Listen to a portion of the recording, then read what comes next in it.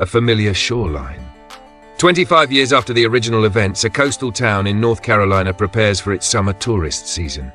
A group of high school seniors, including Lila Benson, Tyler Grady, Naomi Wu, and Reed Myers, celebrate their graduation on the beach, unaware of the horrors tied to that very shore. The fatal drive. After partying, the group heads back in Tyler's car. On a winding, foggy road, they hit something or someone. In a panic, they inspect the scene and discover a body in a raincoat. Believing the person dead, they argue before ultimately deciding to dump the body into the nearby bay. The pact. Horrified by what they've done, the group agrees never to speak of the incident again. Lila, the most hesitant, tries to call the police but is talked out of it. They leave the scene hoping the ocean will erase their mistake forever. 1 year later. It's been exactly 1 year. Lila returns to the town for college break, distant from her friends. She receives an anonymous letter with a chilling message. "I know what you did last summer." The past has resurfaced. The others receive notes.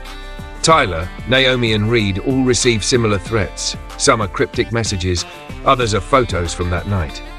The group reunites, tense, bitter, and afraid. Tyler believes it's just a prank, but Lila senses something more sinister. A local legend resurfaces. The teens investigate local law and discover that Ben Willis, the original hook-wielding killer, was declared dead, but his body was never recovered. Urban legends say he still haunts the coast. A retired Julie James, Jennifer Love Hewitt cameo, lives reclusively nearby but refuses to talk to anyone. The first kills, Reed is attacked in his garage and brutally murdered with a fishhook through the jaw. His body is left hanging, blood smeared on the wall, one down.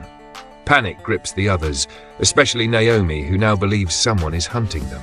The sheriff's dismissal. The group goes to the sheriff, but without evidence, their claims are brushed off. The sheriff chalks it up to trauma and teen hysteria. The killer remains in the shadows, watching. The return of Julie James. Desperate, Lila seeks out Julie. After initial resistance, Julie shares her story. She warns Lila, this is no ghost story. He was real, and he had a family. Lila learns Ben Willis had a son, or possibly more than one. A sinister revelation. Naomi discovers that the man they hit last summer wasn't a stranger. It was Ryan Willis, Ben's youngest son, recently released from juvenile detention. The victim had survived the hit and was recovering in secret. Tyler is lured to the old docks by a text from Reed. It's a trap. He's attacked by the hook-wielding killer but narrowly escapes. Injured, he hides out at a motel, paranoid and spiraling. Clues and confessions. Lila finds hidden footage from the pier the night of the accident. Someone was watching them the entire time. The camera reveals a second figure dragging the body after the group left. Was Ryan really dead, or was someone else there? Naomi is chased through a marina and cornered. She confesses her guilt out loud, only to be thrown into the water by the killer. Her body is never found. 2 down. The burned cabin. Lila and Tyler investigate an abandoned seaside cabin owned by the Willis family.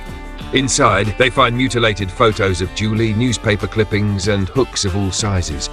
The killer was planning this for years. Julie confronts her past. Julie returns to the scene of her trauma, arming herself. She meets Lila and Tyler, offering her help. She believes the killer isn't Ryan, but Ben's eldest daughter, Mara Willis, who has been off-grid for years, consumed by revenge. Julie is right.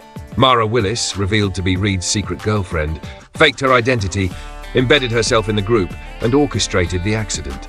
She never intended Ryan to die, just to spark the cycle again. Hooked and hunted. Tyler is killed by Mara in a staged house fire. Julie and Lila chase her through the burning wreckage, but she escapes into the woods. 3 down. The final confrontation. On the same shoreline where it all began, Lila confronts Mara. A brutal fight ensues. Julie arrives just in time to save Lila. Together they throw Mara into the surf, impaling her on a rusted anchor. This time, they check for a pulse. Dead. The town buries its secrets again. Julie disappears once more, unwilling to relive her past. Lila, forever changed, walks the beach alone, haunted by the echo of every wave. One last hook. In a mid-credit scene, a fisherman pulls a soaked, bleeding body from the water. It's Mara, barely alive, her eyes full of hate. The cycle isn't over.